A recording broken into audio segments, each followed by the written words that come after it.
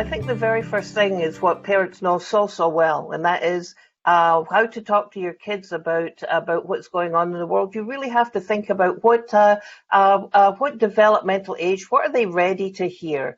So what you tell a 4-year-old when you say you can't play with your friends is going to be, we're just staying nice and tightly together as a family just now, and we're going to see your friends later. Compared to your 14, 15-year-old, you can say that there is a concern in the world about a virus that's causing lots of people to be sick. So we have to really think about being emotionally close, but physically separate. So I think first of all, think about the age of the child. The other point, and Anne, I'll let you have a word in it. And the other is to ask them what they already know about it, and what are they thinking about it. I love that answer. And when you were talking about the importance of taking into account the stage of development, I was thinking with teenagers. I mean, so often teenagers, get such a bad rap in our society, but yet, as you know from your work, Jean, like teenagers are amazing, and they have like this tremendous desire to make meaning and to have a sense of purpose. And to me, connecting with your teenager over some of the messages that like this is an incredibly powerful opportunity we have as a family right now in this moment to actually save people's lives.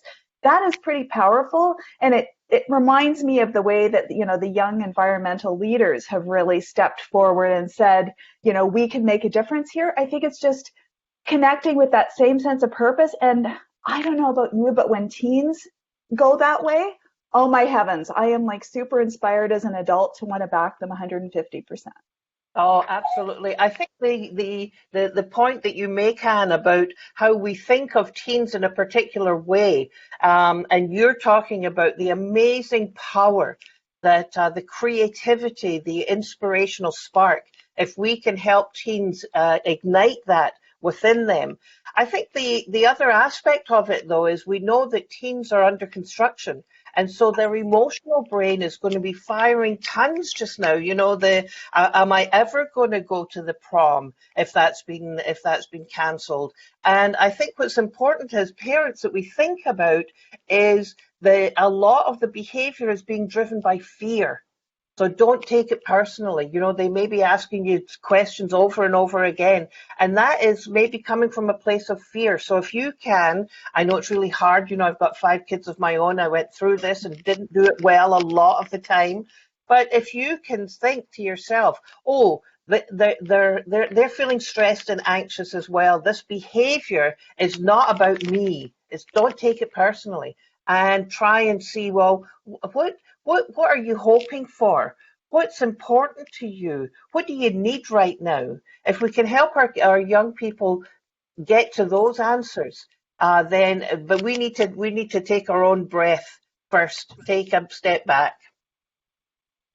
I love that so much, Jean, and especially thinking about a young person who might even feel guilty about some of the things they're feeling, like, we're talking about the fact that, older people or, somebody with an illness or just some random healthy person could get sick if I don't do this physical distancing thing. And yet I'm worried about my prom being messed up, or that, I miss my boyfriend and so on. I think as parents, like, we can totally validate all those emotions.